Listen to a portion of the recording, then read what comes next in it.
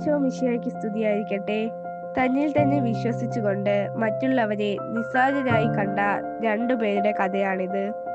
ഫരിസേയന്റെ പ്രാർത്ഥന സ്വന്തം നേട്ടങ്ങളുടെ ഒരു പട്ടികയായിരുന്നു. അവൻ ദൈവത്തെയല്ല, മറിച്ച് തന്റെ തന്നെ നീതിയെയാണ് ആരാധിച്ചത്. എന്നാൽ ചുങ്കക്കാരൻ ദൂരെ മാറി നിന്ന് ദൈവകരുണയ്ക്കായി തന്റെ ശൂന്യതയെ സമർപ്പിച്ചു. ആത്മീയത എന്നത് മികവ് തെളിയിക്കലല്ല, മറിച്ച് സത്യസന്ധത വെളിപ്പെടുത്തലാണ്. തന്നെ ഉയർത്തുന്നവൻ താഴ്ത്തപ്പെടും, താഴ്ത്തുന്നവൻ ഉയർത്തപ്പെടും എന്ന ക്രിസ്തുവിന്റെ വചനം മതപരമായ അഹങ്കാരങ്ങളെ തകർക്കുന്നു. ദൈവം വസിക്കുന്നത് അറിവുള്ളവർ എന്ന് ഭവിക്കുന്നവരിലല്ല, മറിച്ച് തങ്ങൾ അപൂർണരാണെന്ന് തിരിച്ചറിയുന്ന ഹൃദയങ്ങളിലാണ്. ആ ശൂന്യതയിലാണ് കൃപ കവിഞ്ഞൊഴുകുന്നത്. എളിമയാണ് സ്വർഗത്തിലേക്കുള്ള ഏക വഴി.